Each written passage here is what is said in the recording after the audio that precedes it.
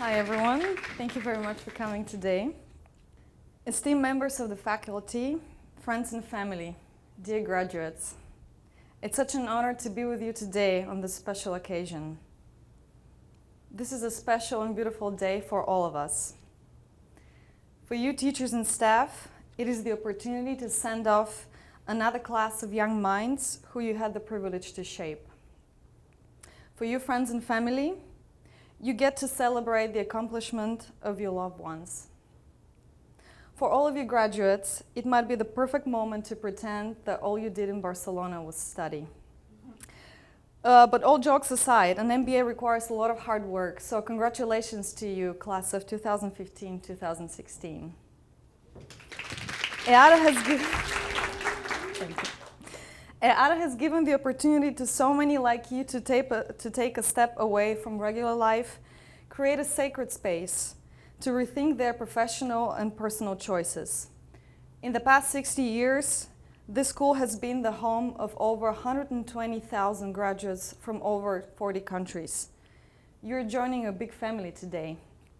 And 6 years ago, I joined this family too. I was one of the MBA graduates sitting on a chair here, all dressed up, armed with waterproof makeup, which didn't work, and I smeared in the early hours of the ceremony. My graduation day was passing me almost like in a dream, filled with both happiness and anxiety. As I was getting absorbed in the speeches of official guests and my classmates, it suddenly hit me with full force. My MBA was over. The year had begun to transition from the incredible adventure that it was to a memory I will carry with me for the rest of my life. My glance began running through the faces of all those who were strangers to me just 11 months ago. When I was sitting through classes after only 3 hours of sleep, that year felt like an eternity.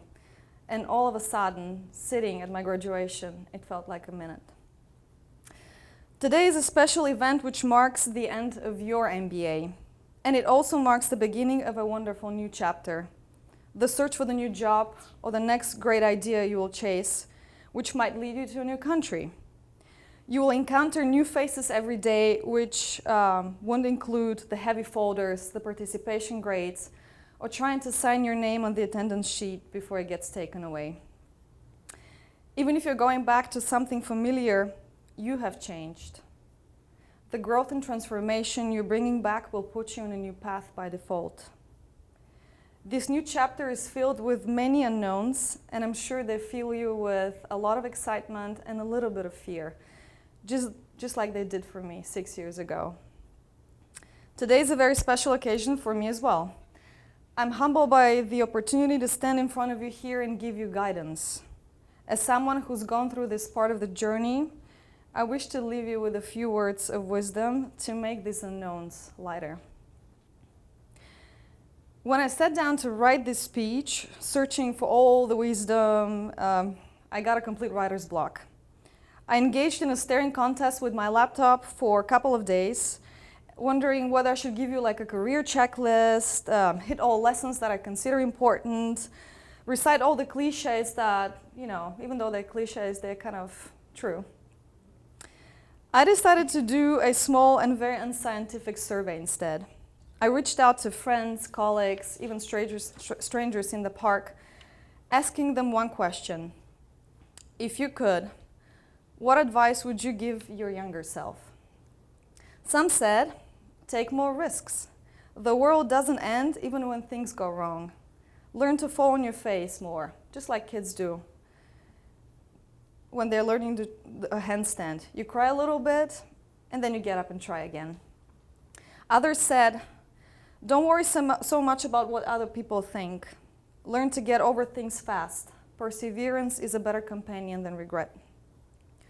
A colleague added wisely, don't let your career happen to you. 10 to 20 people will shape 80% of your professional path. Find that top 20 with intention. I work with many impressive women who also remarked, the world needs more fierce female leaders.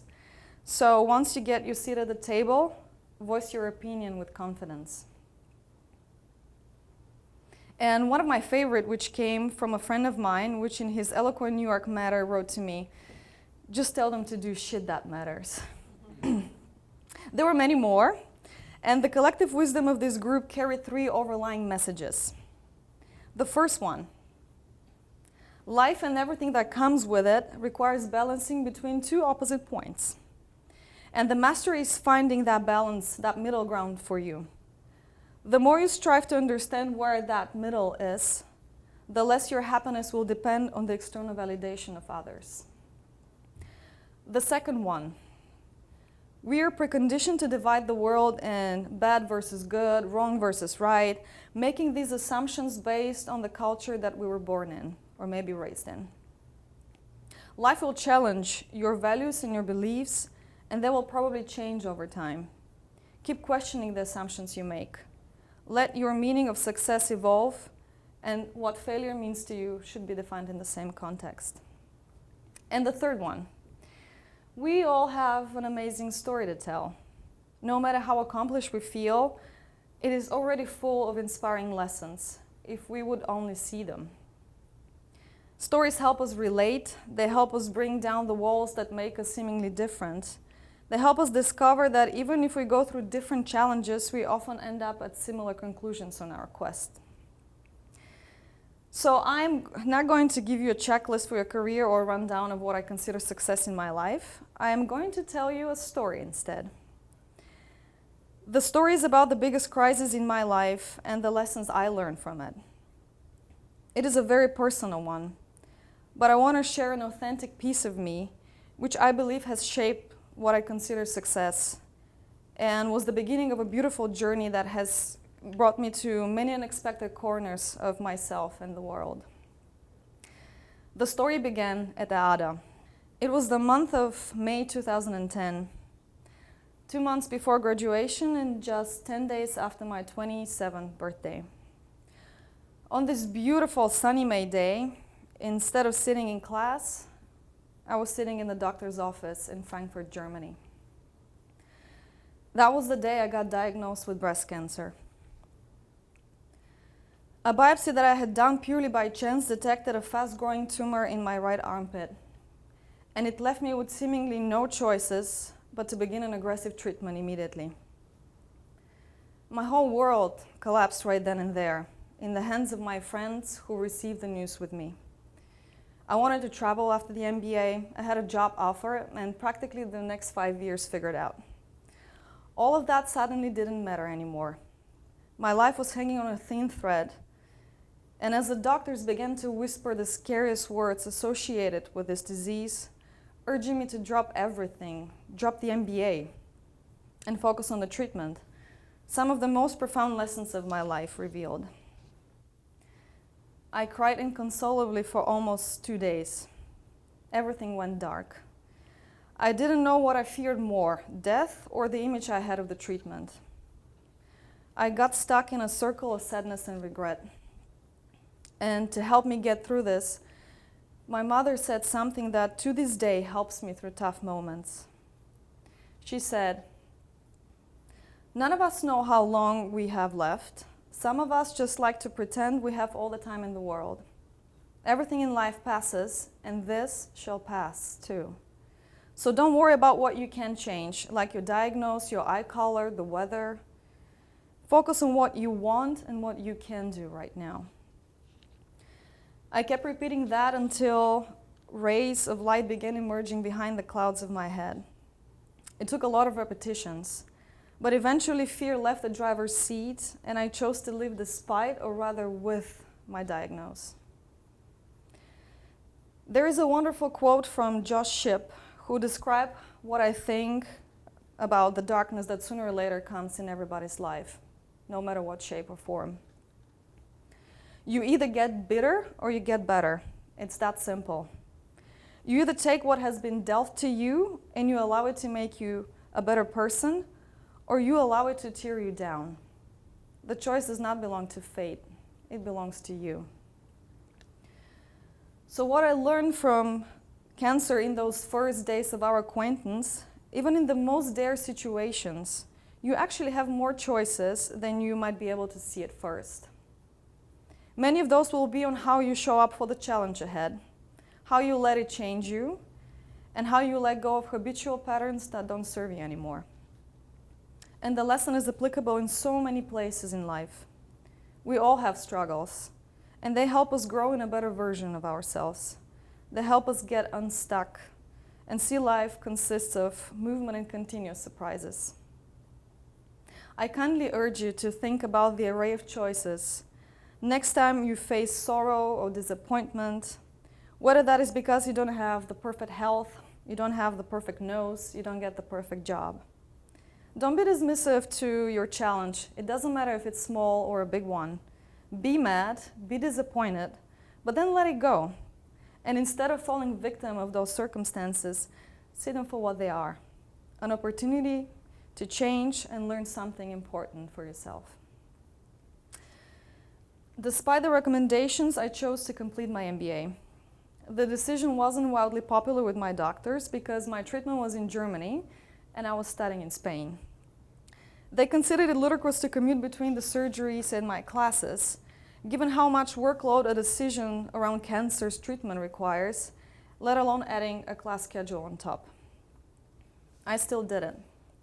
And let's be clear, it was a crazy decision, but it was a conscious one.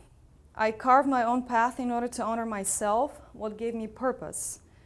And I had to challenge a medical system that at the time I considered not suitable for patients who want to maintain their lifestyle. The incredible medical staff supported me, allowing me to accommodate my classes while still maintaining the recommended treatment. So if you want to take something from this example, it is this. It's just because a path has not been walked on, it doesn't mean it's the wrong one or that it's an impossible one. But be deliberate about your choices and the consequences they carry. The consequences for me were to accept that I will have to potentially drop my MBA. The biggest danger when we have to climb such a steep mountain is that we believe that we have to do it alone. We all need someone who can grab our hand and pull us when doubt arrives. I would have never been able to climb my mountain had it not been for my friend Yulia, who made me have the biopsy and practically saved my life. For my family who have lived away for more than a decade now and they still find a way to bridge that distance. I would have broken a dozen times under the logistical, mental and emotional challenge of the treatment had it not been for my friends in Germany. Even those who couldn't be with me physically still find a way to send me encouraging words or a funny video. And I would have never been able to complete my MBA degree had it not been for the incredible EADA community. I arrived back to Barcelona 5 days after my surgery. A dozen of my EADA classmates met me at the airport. Germany was playing Australia at the World Cup that night, so they dressed me up in a jersey and carried me to the pub where the rest of our classmates had gathered. I was lying stretched out on a couch as people would come to me and give me a high five that I was back from the surgery. I was filled with so much gratitude and happiness, all the pain in my body vanished. For the next couple of weeks, my roommates didn't leave my side, helping me get to classes, carry my folders, take notes. Teachers and staff accommodated my schedule so I can take all my exams. In this difficult time, I found I had more friends, mentors, and supporters than I could have ever imagined. And thanks to this amazing group of people, in July 2010, I walked on the stage of school and I got my MBA diploma. At this pivotal moment, I discovered what an amazing supporting network I had, and that there is no such thing as success without the people who share your highs and lows of your journey.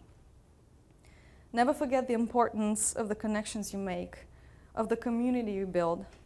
So take a look at the faces of your classmates now. You work together, you live together, created your own universe. You probably fought a lot too, but I'm sure you supported each other. You shared short nights and long happy hours. You discovered new business ideas together, became friends. You maybe even fell in love. In the short 11 months, you have created ties for life. And these relationships will continue to evolve and influence your career and your personal path. You never know what might come out of them.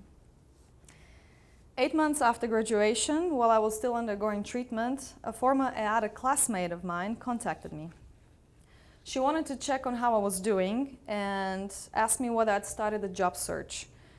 She offered to refer my CV to her employer. 3 days later, I had my first interview at Google. I had spent a large portion of the 8 months ruminating whether the turn of events in my life had any meaning, whether I would be okay. But just because an outcome is uncertain, it doesn't mean it's not the best one yet. Google was nowhere in my plans, and I would have probably never applied had Plan A ever worked out. My job at Google has been an incredible undertaking. In the past 5 years, I've lived in 3 different countries. I've worked from over 20 different offices across the globe with people from so many different nationalities and backgrounds that I've lost count. I get to communicate in 2 to 3 languages daily, find innovative solutions on challenging operational problems, and bring those to teams from Silicon Valley all the way to Sydney. And yes, take a nap in the middle of the day if I want to. I do have days when all I do is stare at a presentation. I do get frustrated because it's a job like any other. But the dynamic and creative atmosphere never lets me settle into this mood for too long. And what makes Google the amazing company that it is comes down again to the people who, alongside their core job, keep reinventing themselves and finding new passions that they share with me and everybody else. I became a yoga teacher in parallel of joining the global operations team in New York 2.5 years ago. Now I teach weekly classes at the Google Fitness facility, which helps me combine the seemingly different callings of my life. But the day that I really knew that I want to work for Google was when I had my first on-site assessment. I had already interviewed with a few other companies, and every time when the question came, so what have you been doing for the past 8 months? I would give a soft version of the events. Often, I would meet fear and discomfort in the eyes of my interviewers. I felt like I was carrying a giant stone with the label liability around my neck. The fact that I didn't allow to be myself fully in those conversations never really sat well with me. When I had the interview with the person at Google who would later become my manager, he asked the same question, and I replied, I've been going through chemotherapy. There was no surprise, no fear on his face. We started talking about it, and he shared a very personal story of his own. I was shocked of how open he dared to be in front of a stranger. That's why Google felt like a home instantly, because of the acceptance and the encouragement I got to be me, the whole package. The compassion of my colleagues has been bringing me magic since that day. Before I got diagnosed, I believed for cancer to be something that happens only to old people or to be a death sentence. The world has begun to move from this terribly biased assumption. There's still so many taboos associated in general with being vulnerable, open about difficulties, because seemingly they make us weaker. Many young survivors of any kind of diseases choose not to speak about it, even hide it from employers and friends. And I struggled for a long time with my story, and I still struggle with it too. But I've changed my perspective of what I believe to be true about cancer, and this has helped me change how I view others who go through similar health challenges or any other difficulties. There's so many ways to help each other. I've been involved with the gender equality movement. I volunteered with the Best Friends Animal Society, which saves abandoned animals and finds foster and permanent homes for them. I recently helped with the Women Prison Association, which allowed me to learn about the prison system in US. Not a topic you will start reading in your free time about. Mm-hmm. All of these initiatives have opened my horizons and my heart a little bit more, taught me to give back and care about the struggles of others. So engage with the world. Keep softening the boundaries between the others and you. I'm sure the international family you've created during the MBA has helped, but there is still a lot to be done. Still a lot of work that needs to be done around the world. We've all had, or will have, our hearts broken, lose loved ones, deal with bias, shame, regret. Don't shy away from the mistakes you're going to make in your life. Own up to the difficulties. Being vulnerable makes us human, and we need a world where people feel less broken and less judged, where we are given more hope that no matter how big our difficulties are, they can be overcome and that they make us a little better. You're graduating from a remarkable institution, known as one of the most innovative business schools in Europe. I'm proud to see how each year the programs offered at EADA evolve in order to prepare its students for the challenges of the job market. And this is probably one of the many practical reasons why you chose to do an MBA. As the year unfolds, the experience becomes so much more. You meet the edges of your own understanding when you clash at the cultural differences of your classmates.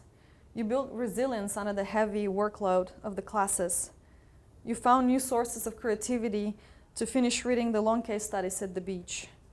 You develop new points of view through the debates that pull you out of your comfort zone, a phrase I'm sure I've heard over 1,000 times by now. EADA has allowed you to expand not only your knowledge, but focus on your self-development too.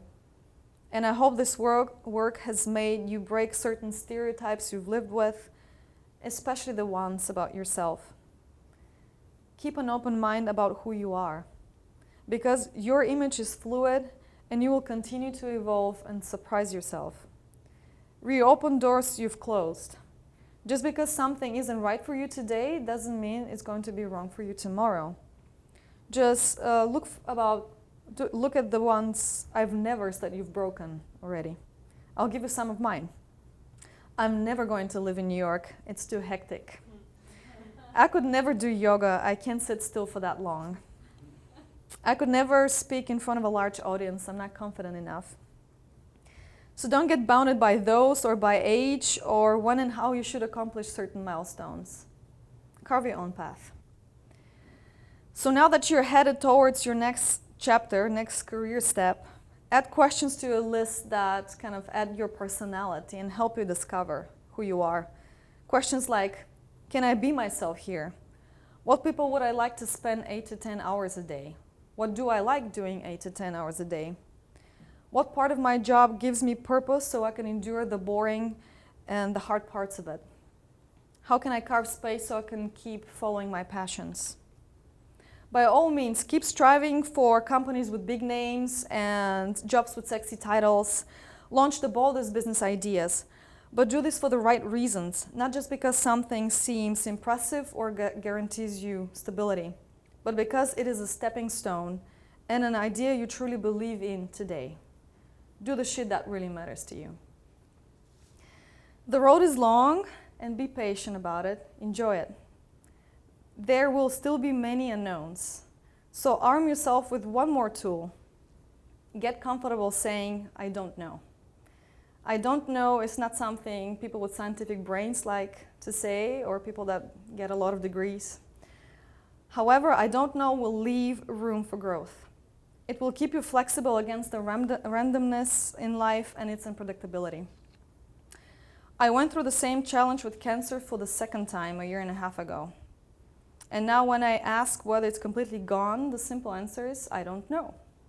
I don't know whether it's going to come back, but I don't need to know. I need to know whether I'm doing the best to grab those opportunities that make me happy, that bring me growth, and that hopefully make the world a little bit better.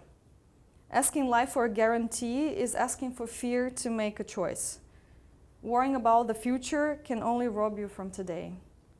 Our most important lesson is right here. Everything else is either gone or hasn't happened yet.